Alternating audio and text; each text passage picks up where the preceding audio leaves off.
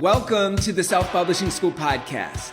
This is the podcast to listen to if you're an aspiring writer or an author who wants to be more successful. On this show, you'll learn how to write and launch a book successfully, all from the top authors and people just like you who are doing it at the highest level. I'm your host, Chandler Bolt, the founder of Self-Publishing School, the author of the book called Published, and the CEO of selfpublishing.com. For free training on how to publish a book that sells 10,000 copies, go to selfpublishing.com/free training. Hey, Chandler Bolt here, and joining me today is Joanna Penn, aka JF Penn. Joanna is a New York Times and USA Today bestselling author of thrillers and of nonfiction. She's a professional speaker and an award-winning entrepreneur. Her site, thecreativepenn.com, is regularly voted one of the top 10 sites for writers. On the fiction side of things, like I mentioned, she writes as JF Penn, and her books weave together ancient artifacts, relics of power, international locations, and adventure at the edges of faith. Joanna lives in Bath, England, and enjoys a nice G&T. And I'm just so excited to bring her in, A, because she's one of my favorite people ever. She's hilarious. She's fun. And B, because she's been on both sides of things, right? She's got nonfiction and fiction experience. So there's a lot of fun conversations that we can have there. And especially just the fact that she knows this fiction stuff so well, which is just not my wheelhouse. And so I'm excited to have her just go deep on the fiction side of things. So Joanna, great to have you here. Thanks for having me, Chandler. It's really good to talk to you.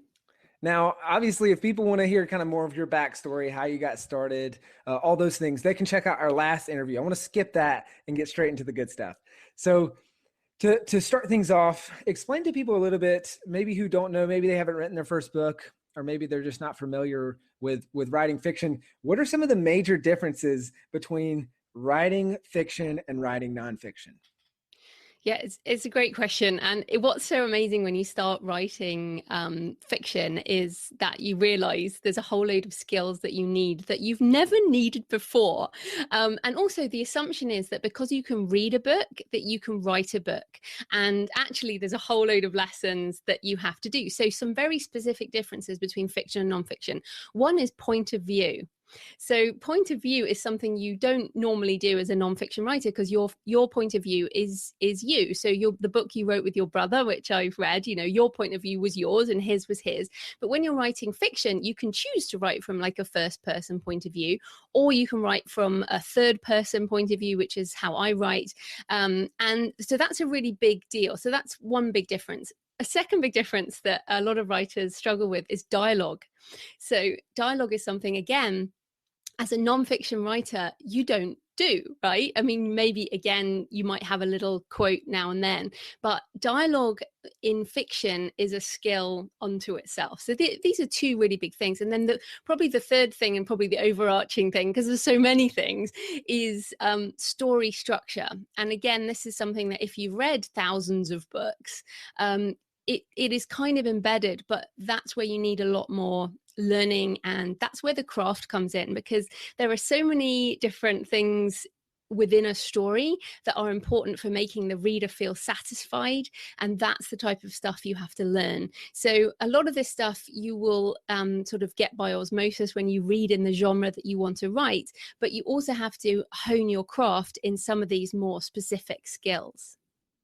Got it. And I'm excited to dive into kind of what some of those specific skills are here in just a bit. But I want you to take us through the process of writing your first fiction book. Okay. So think back to that. What was the process like? Was there a process? How did it look? And then what were some of the biggest lessons that you've learned from that first book? Sure.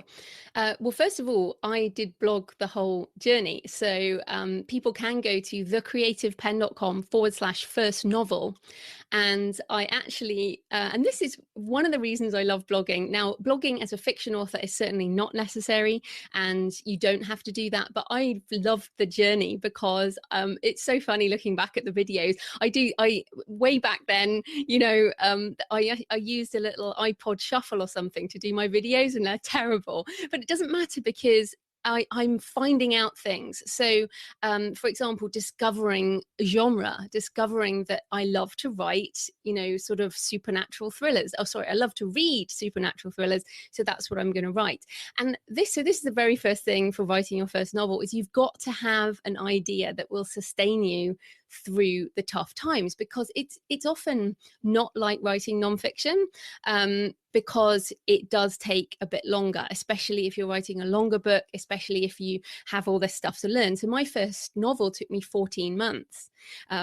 And for some people, it might take 5 years or 10 years or whatever. I know some people can do it quicker, but that first novel, you need an idea that you're so excited about that it will carry you through the tough times. So once you've got that idea, and for me, that first novel, it's so funny because if you can see behind me, I have a lot of journals.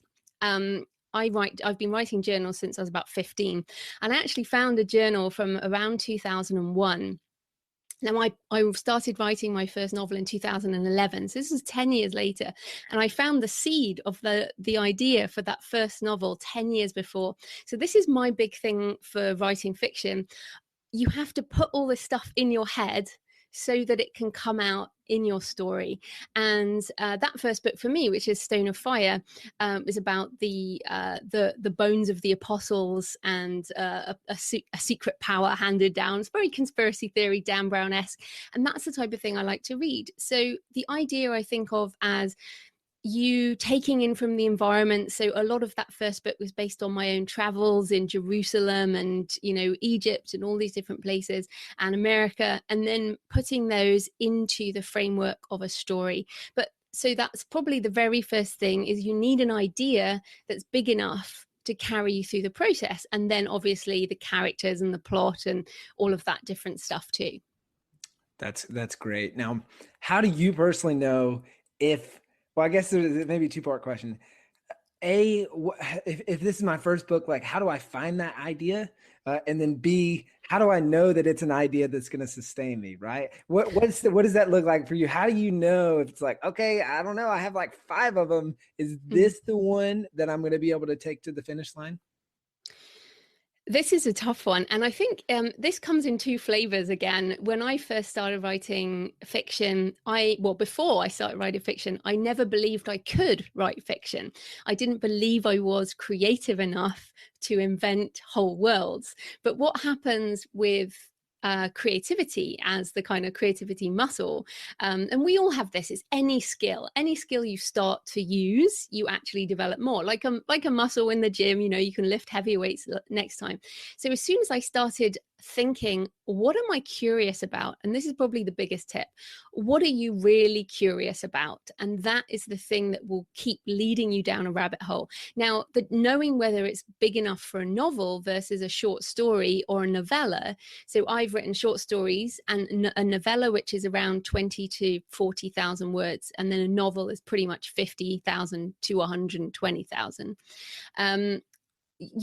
Because you've got more than just a little thing. So a short story would just be a vignette about one specific character, usually in one specific setting, whereas a novel will be multiple characters, usually in multiple settings, potentially. And for me, it was very much, and I know this isn't a marketing talk, but one very important thing for selling fiction is building an audience over time, and writing a series is the very best way to do this. So when I wrote my first novel, I knew I wanted to write a series type book. So I have a secret agency, the Arcane Agency, and then within each book they investigate a separate mystery. So it's like a TV show like Castle, where they have a story arc that goes on over the season, but each episode has a different mystery. So that's kind of how my books are. So you have to think, when you're deciding which idea to follow, first of all, do you have enough ideas? If you don't have enough ideas, then spend time in research. And this is one of my favorite things. So I travel a lot. I've just got back from Spain and Granada, and actually my first trip to Granada sparked my book Gates of Hell, which came out a while back, but it came from that travel that I did sort of 10 years ago. So travel, read other books. So at the moment I'm reading a whole load of books on the end of days, so ancient Babylon, and because I'm writing a kind of apocalyptic book, put all this stuff in your head so that it can come out again. That will also help with writer's block. So essentially, always remember, follow your curiosity and trust it as well. So another example is that I often say to people, do you like graveyards? So if you go to, say, Paris, do you choose to go to Père Lachaise, which is one of the best graveyards in the world? Or, anyway. And if people go, yes, I love graveyards, then I say, well, you'll probably like my books. And I never used to say that or admit that in public because, I'm a nice, jolly girl.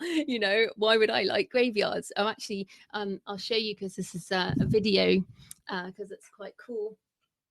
One of my, can you see that? That's my sugar skull that's on my desk. And so I like kind of death art. And what I find is that people who like similar things to you will be more likely to be interested in your fiction. So I just trust that now. I trust that by sharing the things I'm interested in and writing about those things, there will be an audience for my type of books. Love that. Now, back a little bit to kind of okay. Now that you've gotten the idea, now that you're curious, you're exploring other things, you get a sense of where you're going with this first fiction book. What would be your recommendations from things that you learned from your first fiction book in terms of the toughest times, the biggest mistakes, and really how to get through that process? Because you said for you it was 14 months, which obviously it's not all peaches and cream for 14 months. There's going to be some tough times. So what would be your advice for people to get through those tough times and get that first rough draft finished? Yeah, so I wrote that first draft on Microsoft Word because no one had told me about Scrivener. So that would be my number one, because that was the only book I wrote on Microsoft Word. So the reason why Scrivener software, I'm sure you'll include the links, is so good is because often with fiction, you don't write in order. Often with nonfiction as well, you don't write in order. But what Scrivener allows you to do is just to write in scenes.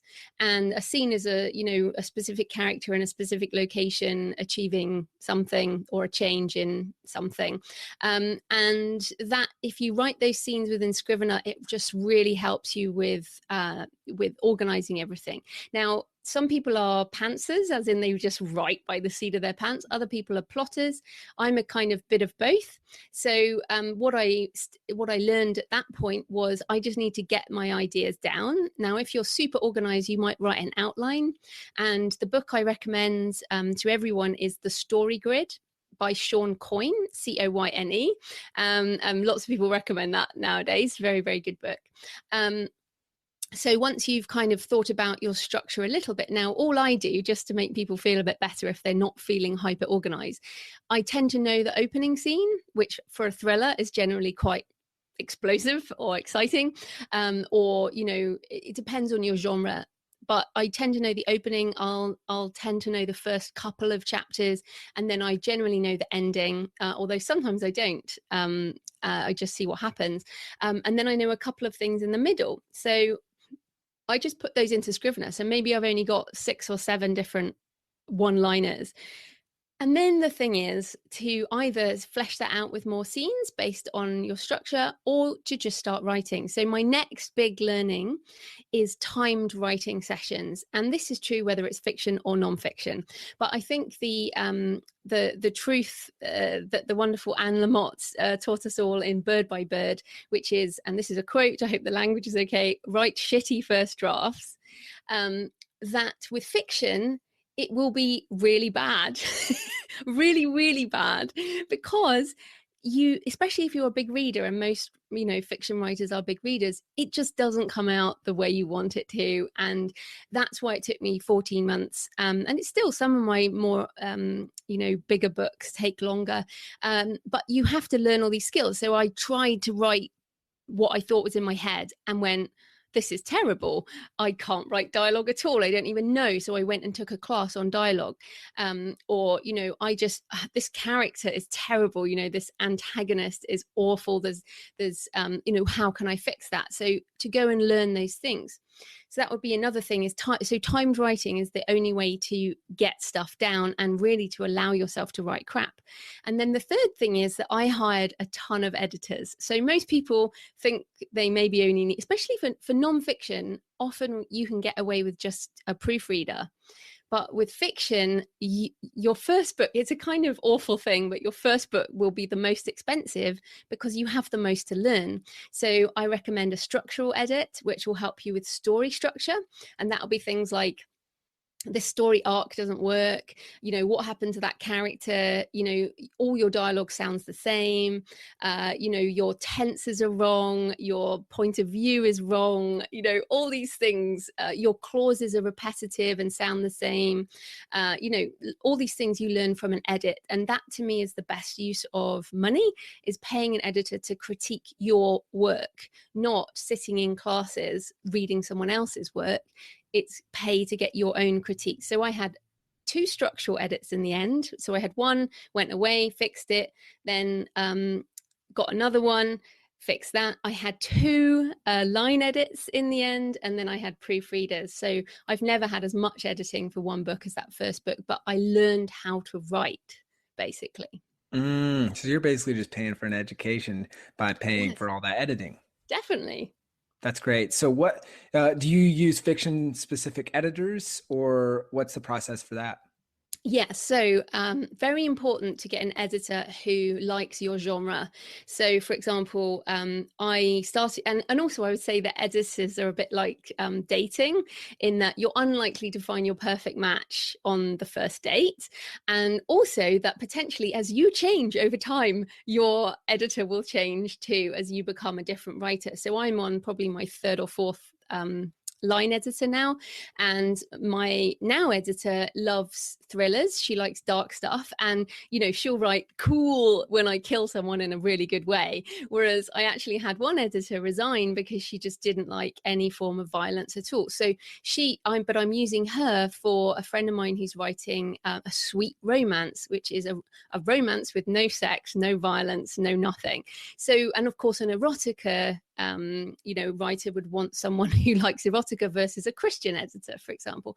So it's very important that your editor understands the tropes of your genre and can spot the ups and downs. My editor's great. She'll say, look, I think you just need an extra scene here because it would echo the movement in that earlier scene. So someone to help you plot out that the journey of the story and the story arc. So yeah, definitely look for a fiction editor who loves your genre and edits your genre, and who won't change your voice, will fix you and make you better, but will not change your voice. That's really important and very difficult for new writers. And in fact, let me talk about that a bit more, because the word voice, when it comes to fiction writing, everyone's like, I want to find my voice. I would say it takes about 5 books. It did for me. You will be very sort of full of self-doubt. I mean, we all are still, but that first book is a nightmare. You don't really know what you're doing. I rewrote my first novel about 3 years ago. I didn't completely rewrite it, but I, gave it a good edit. As we get better writers, that's completely fine and a benefit of self-publishing. But your author voice kind of comes out when you stop self-censoring, when you write what you really think, as opposed to thinking, oh, my mum's going to read this, that type of thing. So an editor will help you with voice and won't crush it by saying you shouldn't say things like that. That's fantastic advice. Now, while we're on the subject of editing real quick, do you use beta readers? And if so, or even if not, how do you deal with conflicting feedback and advice, either from editors or from beta readers? Okay, so I only use beta readers, or I say beta readers, as experts. So, for example, I have a book called Risen Gods, which is set in New Zealand, and it's about the kind of, again, an apocalyptic, the demons are rising in New Zealand, and it's got volcanic eruptions, and it's based, and one of the protagonists is a Maori male character. So I had 2 beta readers. One was a volcanologist to critique my volcano skills, and the other one is a Maori guy who basically discussed whether or not I was being culturally insensitive, and also my use of language and the mythology of Maori, because obviously I'm not Maori. And then another book of mine, Destroyer of Worlds, is set in India, and I had two Indian readers read that, and they told me things like, oh, you can't get that type of taxi on that street corner in Mumbai. You have to get this type of taxi. So if you change that, it will make it really real. So that's how I use beta readers. And so there isn't any conflict, because they are only there to critique the part of the story that they are an expert on. I prefer to pay experts for their opinion. I think one of the biggest mistakes of early writers, this may be an unpopular thing, but I don't believe in writers' groups as a place for critique. I think there's too much insecurity. There's no real knowledge of how to write a book. It's better to pay somebody to critique your work than it is to workshop it round a group. Sure, use writers' groups as a place for solidarity and support, but don't let those people read your work. Just pay an editor, basically. Yes, gosh, I agree with that so much, because I feel like so many times people are getting critiques from others who aren't their target audience. So exactly. If it's not your target audience, that critique is worthless. Like that would be as if I had my grandma read my first book, which is about productivity hacks for entrepreneurs. Yeah, she'd be like, what are you doing? And that's really important, because, for example, a lot of your audience who are here are interested in making a living or making money with writing. And I can tell you now that if you go to a writers group full of literary fiction authors or people who want to win the Booker Prize or a Pulitzer Prize, that is not the place to be workshopping your romance or your horror or your thriller or your sci-fi.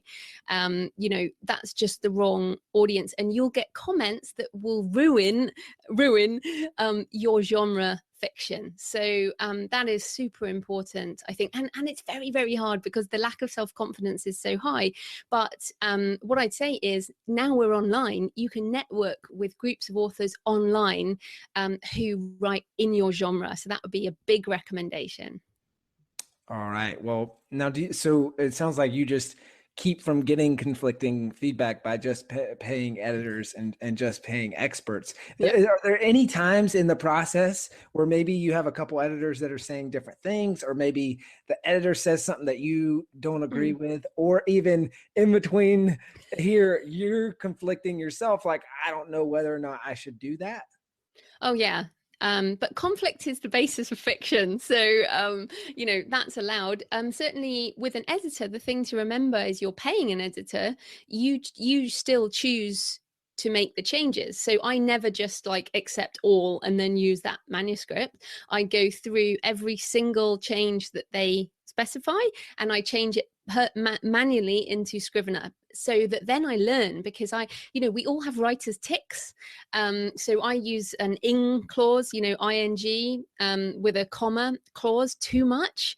And I use, overuse of specific words. And unless I actually manually go through every single change, I won't learn. So I'm always wanting to learn. And in fact, I'm kind of at the point now with the number of books I've written that what my editor comes back with is normally much bigger than just individual line stuff. The line stuff's pretty clean now. It's like, she says this character should probably do this, or this isn't strong enough. This is this just didn't make sense. So when it comes to accepting what an editor says, I would err on the side of 90% because that's what they're there for. And if you've got a good match, then great. Another thing I'd say on edits, especially at the beginning, and on that first novel link that I mentioned, I've got a whole blog post on how it feels to get the edits on your first novel, because it's brutal. It's brutal. And what I'd say to people is, when you get that email back with those attachments that say, with track changes and comments, don't look at it immediately. Okay, just have the email arrive, know it's there. Don't read it late at night. Don't read it if you're emotional in any way, or if your kids are screaming behind you or whatever.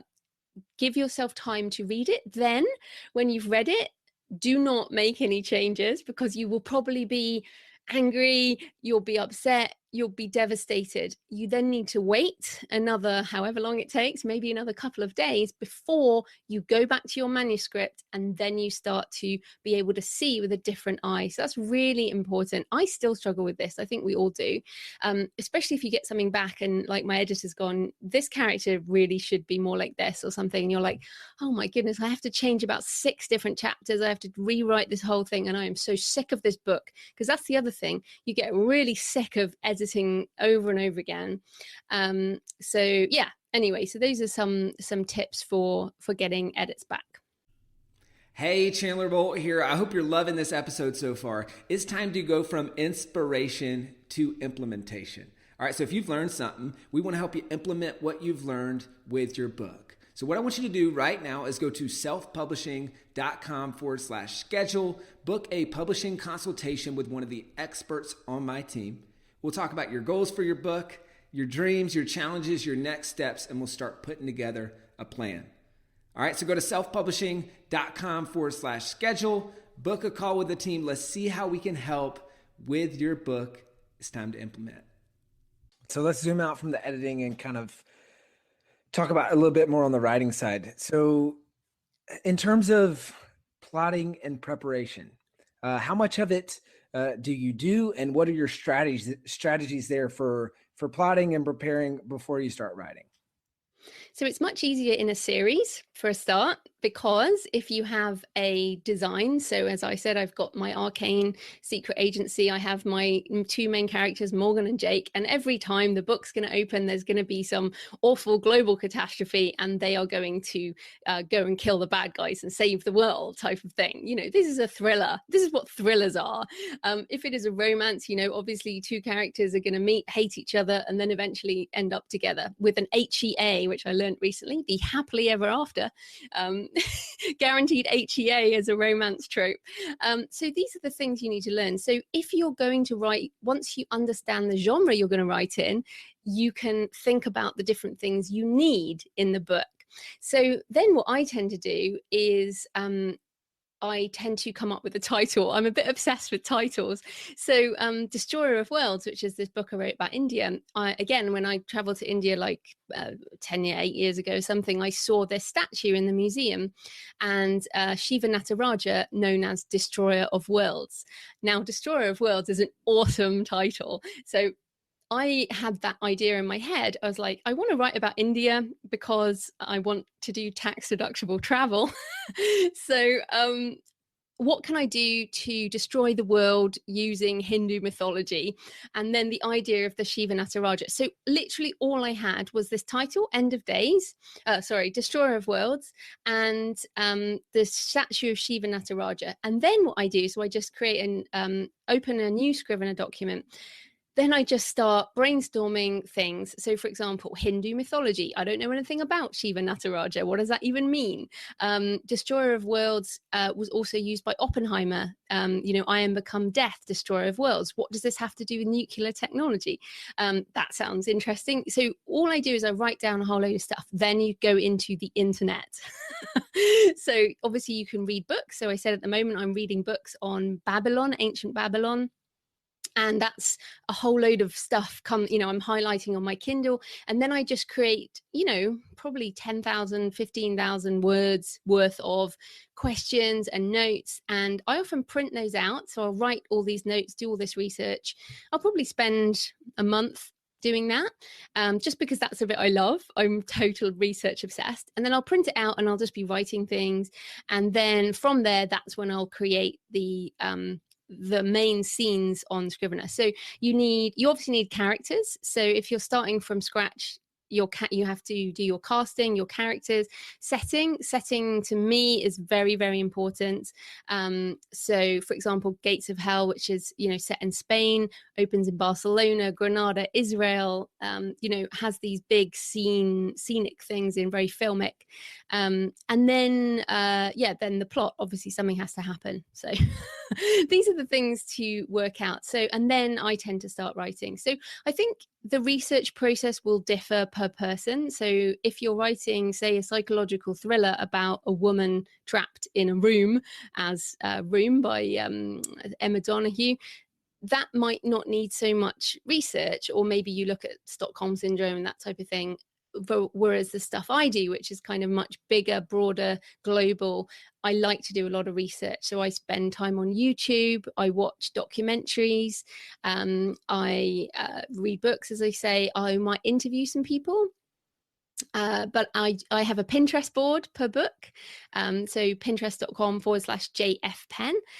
You'll see each of my books. So for one book, for example, I was obsessed with tattoos and I just got really into tattooing, and my London Psychic trilogy is really set in the kind of world of body modification and tattoos. And that was just really cool research. That you can find by literally just going down rabbit holes and trying to put a new spin on old ideas. So now I'm really challenged because End of Days is something that obviously immediately in people's heads there's a whole load of ideas, and I need to be original. So I'm thinking of other ideas. So this is the thing. You can start with a title, you can start with a character, you can start with a place, you can start with a plot. Any of these can be the beginning, and then you have to research. Got it. Now, a couple follow-up questions on the research side of things. How do you know how much research is enough? Like, when is it time to stop the madness and get into book writing? Second question would be, where do you keep that research that makes it handy for the writing process? And then the third, this is like a 3-for-1, is how do you best utilize that research how do you make sure that you best utilize all that research that you have in the book? Oh, okay. So I keep it all in Scrivener. So Scrivener has 2 sections, a writing section and then a research section. So I just put it all in there, just have I just dump it all in. How do you know when it's enough? You have to set deadlines. So we talked a bit about timed writing earlier. When I started writing that first book, I was determined to have a book in my hand by my birthday the year following the writing. So, and I missed that by a month. Now, if you decide a future date, so let's say a year, you can definitely and I had a full-time job at the time. This was not when I was writing full-time. So if you set that and you say, okay, to do that, I want to write my first draft in 6 months, and then I'll spend the following 6 months editing, work out how many hours a day you have to write to get that draft done.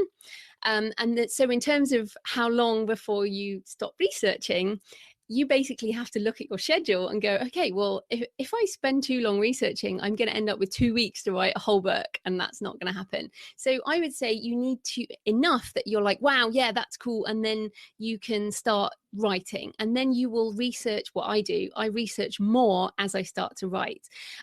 So for example, I knew I wanted, with the New Zealand book, I wanted to write about Maori mythology and specific volcanoes and places in New Zealand. But when I started, and I lived there, so I know a lot about it, but we found this really cool demon that ended up being one of the most important characters in the book, which I didn't know about. And we only found it because we started researching and reading books about mythology. So do enough research that you can start, or you will end up doing more later anyway to make things richer.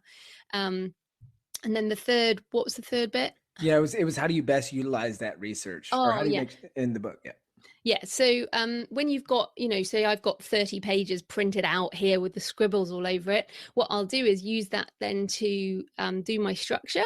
But what I'll also do is trust that say I watched a whole series called Ganges for the India book. It's like 6 hours of TV about India. I didn't go back and check anything on there. I just kind of let it go in my brain. And this is one of the interesting things about writing fiction that's very different to nonfiction. I think it uses a different part of your brain. So with nonfiction, you actually have to be quite analytical and organized and structured. And you've got, this that you need to communicate to people, like this summit is very organized. Whereas I find writing from that fiction part of your brain, you can stick like stuff that's come out from 10 years ago or 20 years ago just arrives on the page and you're like, whoa, I don't even know where that came from. But actually you put that stuff in at some point. That's why I really believe in filling the creative well, as Julia Cameron says, that type of thing. But it's a another, I should just say my process has changed is that in that I now dictate my books based on RSI and health, and also speed and voice, and trying to be unconscious about it. It actually helps to kind of just release things to talk about it. So I think any trick, I also listen to rain and thunderstorms over and over again when I write. So I think my brain goes into a sort of whatever state, theta state or something, that enables me to shut down that criticism and just get it out there. And then you can edit it later. Love it. Now you've talked a couple times about the time writing. And well, I guess just to quickly, I really like the point about having knowing when to end your research based on time, not based on volume of research. I think that's a really good distinction. But you talked on that subject of time, on time writing. What does that look like for you, the timed writing piece? And do you have a daily word count? Is there a word count per timed writing that you're doing? Like, is there any structure to that? Or are you using that separate part of the brain like you're talking about, where you just need to let it loose and not cage it in?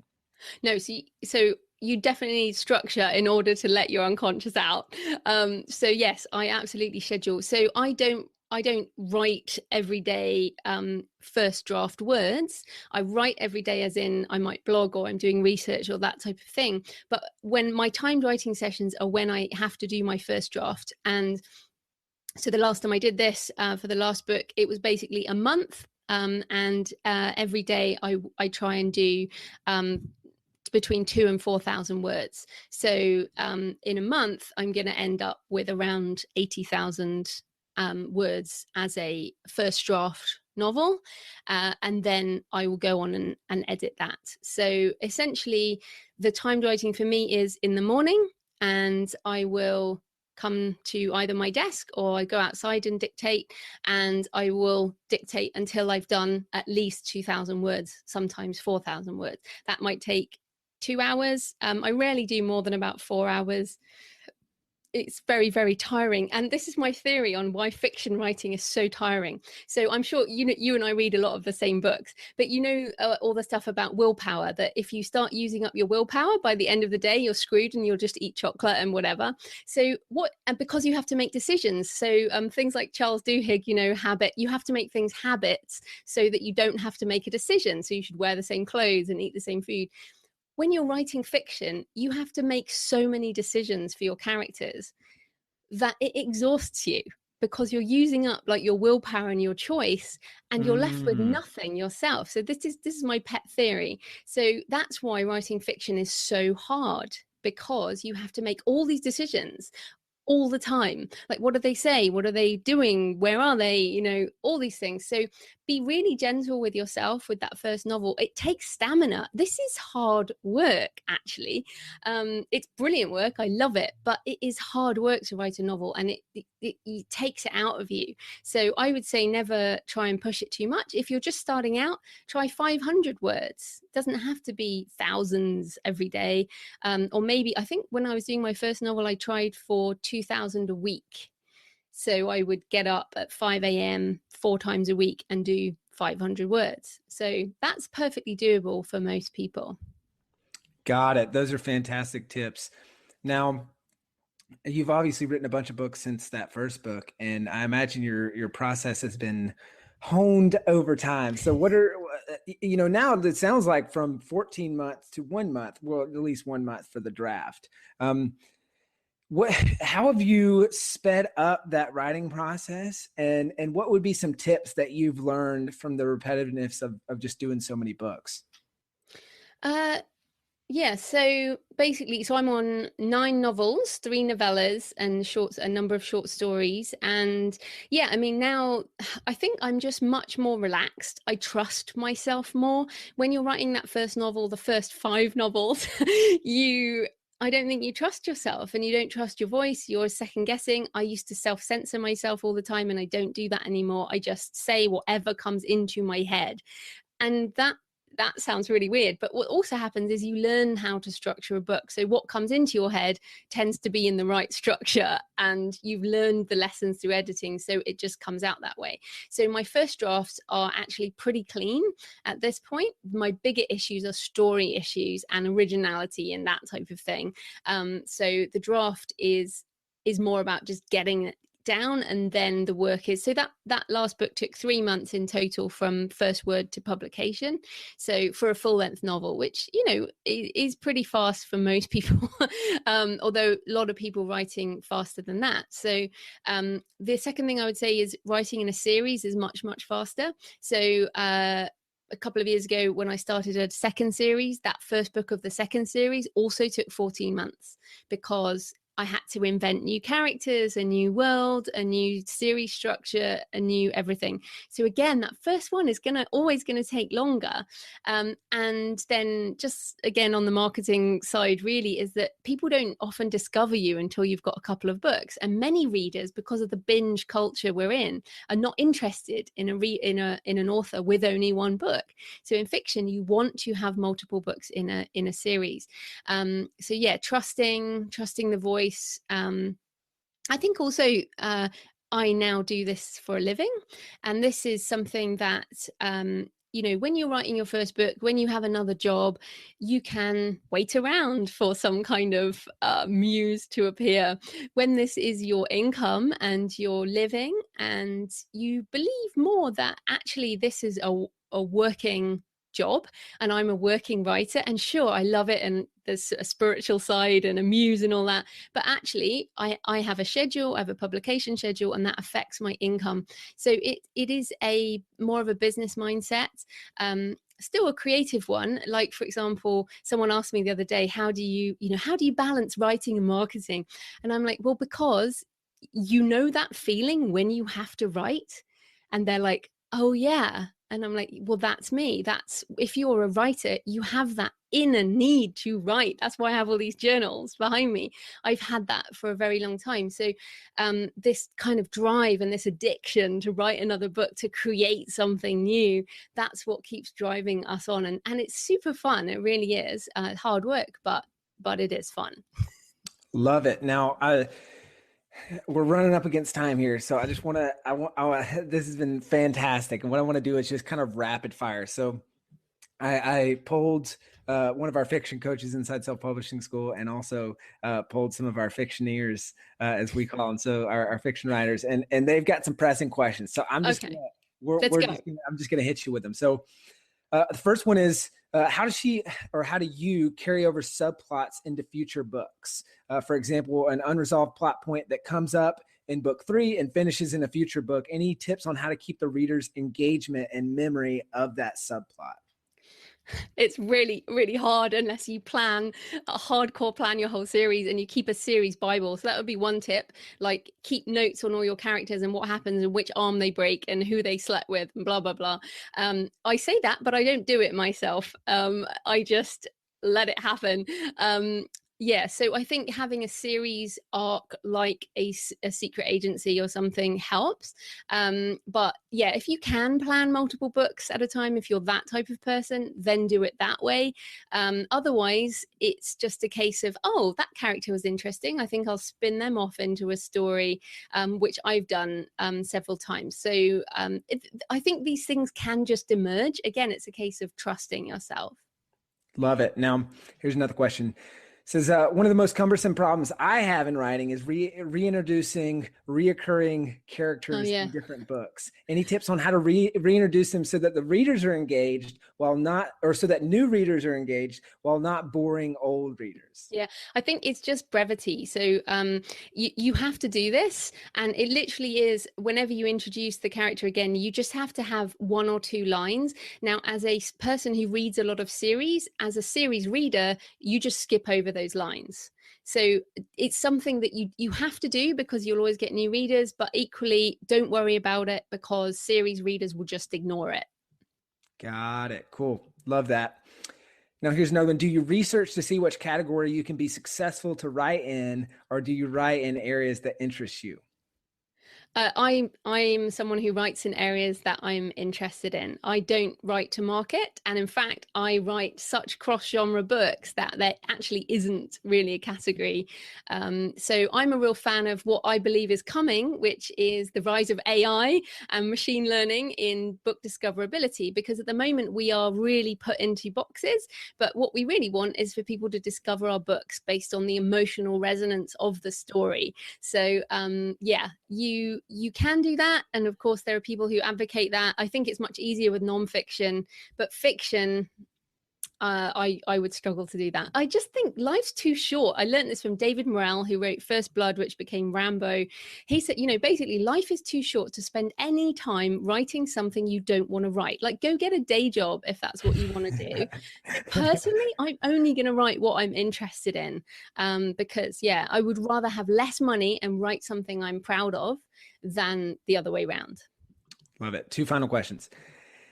So this is funny. It says on a way more basic level, I'd love to hear how she comes up with freaking plots. I can create the ingredients, characters, setting, backstory, etc. with relative ease, but coming up with and structuring a plot is what keeps getting me stymied.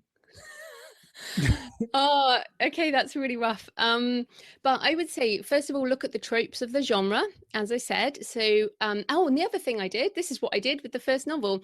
Take a novel that you loved. And for me, I picked The Doomsday Key by James Rollins, and I broke it down. So I made a spreadsheet, and what I did is every single chapter, I wrote the first line, the last line, how many words, what was the point of view, what happened, anything else about that chapter. And I did it for the whole book.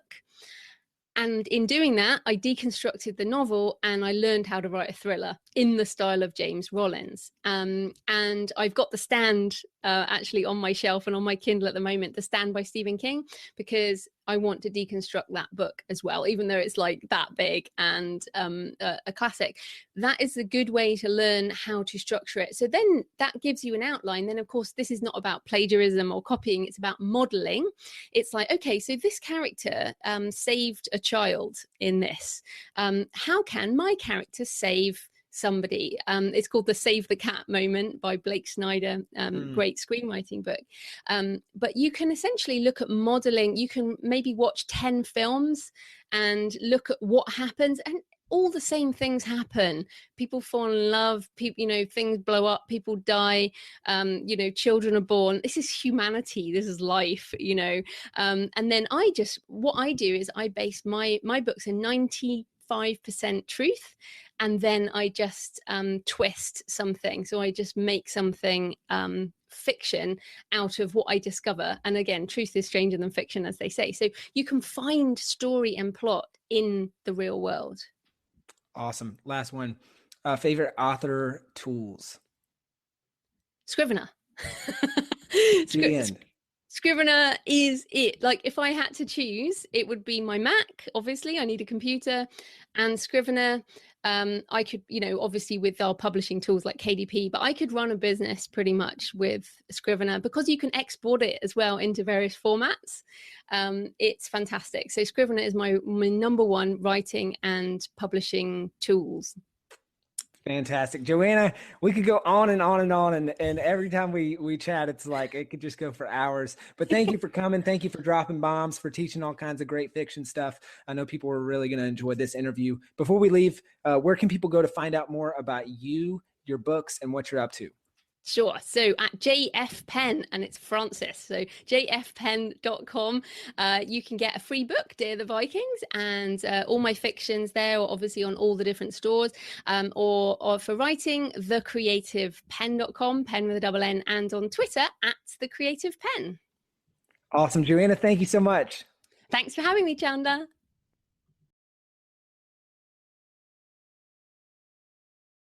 Thank you so much for watching or listening to this episode of the Self-Publishing School podcast. I know there's so many places that you can be spending your time. There's other podcasts that you could be listening to, YouTube channels that you could be watching.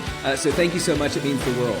Now, I want you to do 3 things right now if you found this episode helpful. All right, number 1, I don't know if you know this, but we've got a YouTube channel. It's a companion channel to this podcast. All the video versions of the episode are on the YouTube channel. So number 1, subscribe to the YouTube channel. Number two, if you're listening to this podcast wherever, whether this is Spotify, Apple Podcasts, number two, I want you to subscribe to this podcast right now so you don't miss a future episode. And then number three, this is probably the most important, leave a review on the podcast. All right, reviews are super important and help the podcast get discovered by other people. So number three, leave a review on the podcast. Thank you so much. I'll see you in the next episode. If you're on the fence about scheduling a publishing consultation call with my team, maybe you're not quite ready for that, I've got some free training that I think will be really helpful for you. All right, all you have to do is go to register to sign up. Go to selfpublishing.com/free training. When you do, you're also going to get a free digital copy of my new book, Published. And on that training, you're going to learn the next steps, so how to implement with your book. So how to write, how to publish, how to launch successfully. So go to register right now at selfpublishing.com/free training. I'll see you there.